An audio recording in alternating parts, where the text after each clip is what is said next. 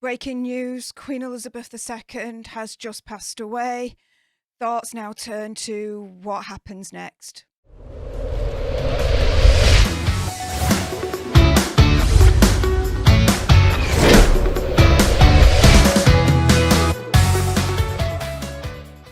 Hey up everyone, it's me Stef, the Alter Nerd, your nerdy alternative, and today's Daily Nerd is quite a different one, you guys. It's just been announced, breaking news, Queen Elizabeth II has passed away.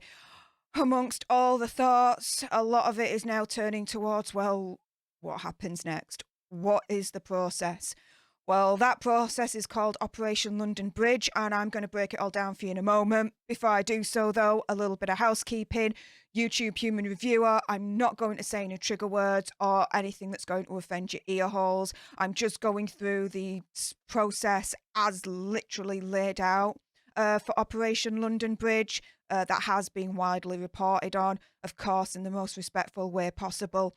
With that being said, let's jump into it. So the Queen passed away in Scotland, in Balmoral. So alongside Operation London Bridge, Operation Unicorn has now started to take effect. So Holyrood Palace, St Giles Cathedral and the Scottish Parliament will now serve as the focal point of the gatherings. Condolence book will be opened to the public. Parliamentary business will now be suspended immediately. Immediate effect. It's done. It's over for now, for at least 6 parliamentary days. This is to allow authorities to now make preparations for the Queen's funeral. The Parliament will prepare a motion of condolence within 72 hours of reconvening. The Queen will first lie in repose at Holyrood Palace, and that will be followed by a service of reception at St Giles Cathedral, and that's in Edinburgh. Following this, the Queen will then be transported to Waverley Station, and then either she'll be taken by royal train down to London if possible. If not, then she will be flown down by plane to London. Either way, the Prime Minister and Cabinet Ministers will be waiting for her. Now, in tandem with that, Operation London Bridge is now in effect. And in tandem with that, Operation Springtide, which is the plan for Charles's accession to the throne. It is wildly speculated that he will actually take the title of King Charles III, that he'll actually keep his name in that respect. So we are now on D-Day. So a call cascade will take place. If not right now, it's happening. Informing the Prime Minister, Cabinet Secretary, which is the Britain's highest ranking civil servant, and a number of the most senior ministers and officials. Prime Minister, most likely at this point, will have already been informed by the Queen's private secretary, who will have also have told the Privy Council office. This office, they coordinate the government work on behalf of the monarch. So D-Day is what today is now referred to. Each following day leading up to the Queen's funeral will be referred as D-Day +1, D-Day +2, so on and so forth. Think of it as today being D-Day 0 in that regard, right? So departmental permanent secretaries will have a call script, which will give them guidance as to how to break the news to the ministers. Apparently, it'll instruct them to say, we've just been informed by the death of Her Majesty the Queen. Ministers will be told that, of course, discretion is required. They'll also receive an email from the Cabinet Secretary, which will inform them of the death of Her Majesty the Queen. Flags across Whitehall, which is where all pretty much the civil servants work at in government, they'll all be lowered to half-mast. The aim is that that'll be done within 10 minutes, so presumably by now they're all at half-mast. Moving on from that, the UK Parliament and the devolved legislatures in Scotland, Wales and Northern Ireland will adjourn. Many of the immediate plans they'll relay over on social media. The royal family's website that will change to a black holding page with a short statement confirming that Queen Elizabeth has passed away. The UK government website will follow suit with a display at the black banner at the top. All social media pages will pretty much follow the same thing. All the profile pictures will be the departmental crest. Any non-urgent content, anything that basically isn't urgent, that ain't going to be published. That's going to be put to one side. Retweets completely banned unless cleared by the central government head of communications. So in terms of social media, everything's going to be extremely, extremely tightly controlled. In the next 10 days, the royal family will announce plans in regards to Queen Elizabeth II's funeral. Prime Minister, though, will be the first member of the government to make a statement. All other members of the government cannot comment until Prime Minister Liz Truss has actually commented. The Ministry of Defence will arrange for gun salutes to take place at all saluting stations. And national minute silence will be announced. It hasn't been announced to my knowledge at this point, but it will be. And then the Prime Minister will then hold an audience with King Charles III, and then King Charles will deliver a broadcast to the nation. And this is the thing, guys. He is now known as King Charles. It's not Prince Charles anymore.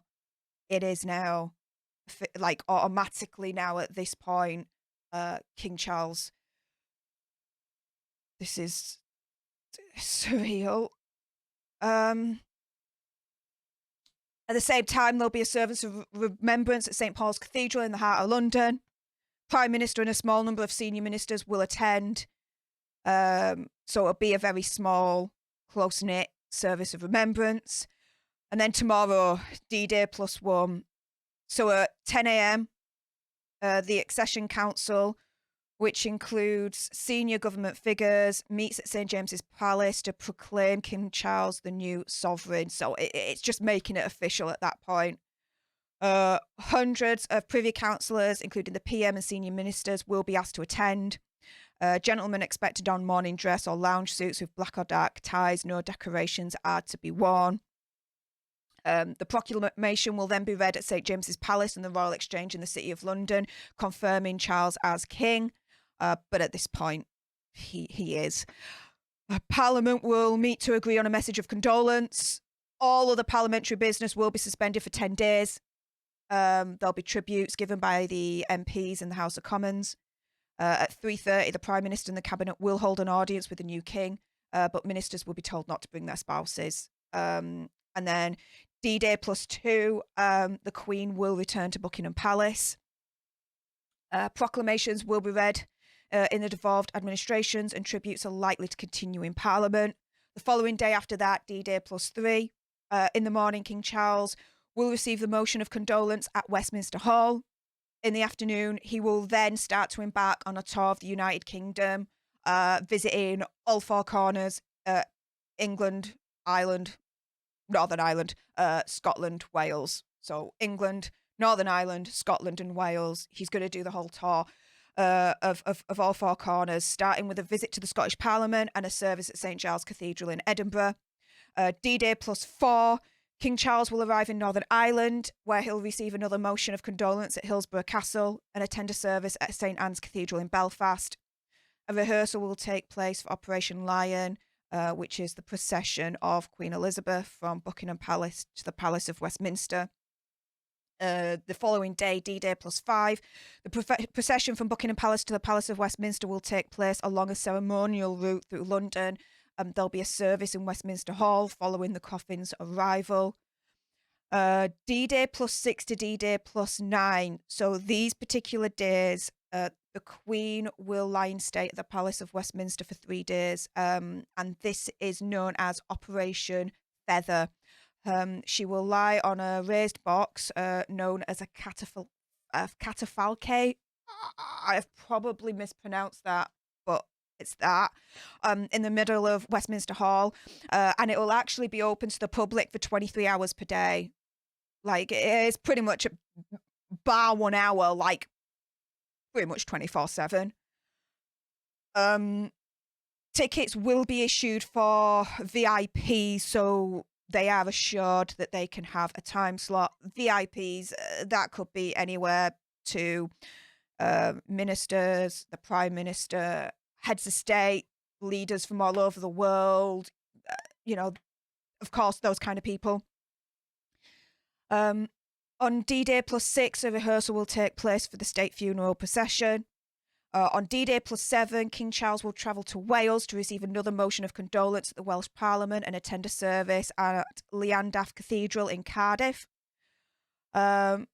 So during this period, the government departments, they're just going to be knee-deep in terms of arranging all the preparations for the funeral. The Foreign Office, they're tasked with arranging for the arrivals of the heads of state and the VIPs from abroad. The Home Office will be responsible for the security arrangements. Of course, the intelligence services, they're going to be on high alert for any increased dangerous notions that may happen against the country. The Department of Transport, they're concerned about the number of people who may want to travel to London, which could cause major problems for the transport network. But at the end of the day, they're just going to have to deal with that. It's as simple as that. So we know that in terms of the day of the state funeral, it's going to be a day of national mourning. The day effectively will be a bank holiday. Although it won't be named as such. It's going to be a day off in that respect. I don't mean to be like, what is it about it? But that's pretty much what it is. For anyone that's not from the UK, bank holiday, an extra day off, is what that means. Now, D-Day +10, this is when the state funeral is going to be held at Westminster Abbey. There'll be a 2-minute silence across the nation at midday. Processions will take place in London and Windsor. There'll also be a committal service in St. George's Chapel at Windsor Castle, and the Queen will be buried in the castle's King George VI Memorial Chapel. So, yeah, that feels surreal having to say this, but that, according to what's been released in the public domain about Operation London Bridge, is what's going to happen next in the wake of Queen Elizabeth II passing away. So yeah, it's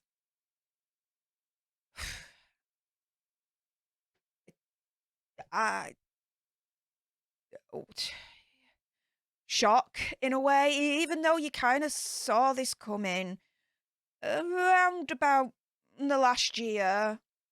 It just seems so sudden in a way, because it was only a couple of days ago that the Queen had literally met the new Prime Minister and gave her like permission, a request to be like, yeah, okay, form a new government, go for it, her instruction to form a new government to the new Prime Minister. And when you see the pictures of her meeting the new Prime Minister, like, guys, she's up, hand out, she's smiling. Yeah, of course, she looked frail because, in her mid-90s, like, but, oh, she was in her mid-90s. Oh, wow. But she was still at that point fulfilling her constitutional head of the state monarch queen duties. And it's a testament in terms of her sense of duty and her commitment to this country that she literally did that right to the end. And even I'm tearing up right now because as anyone who's watched me knows, I am such a royalist, guys. And so yeah, it's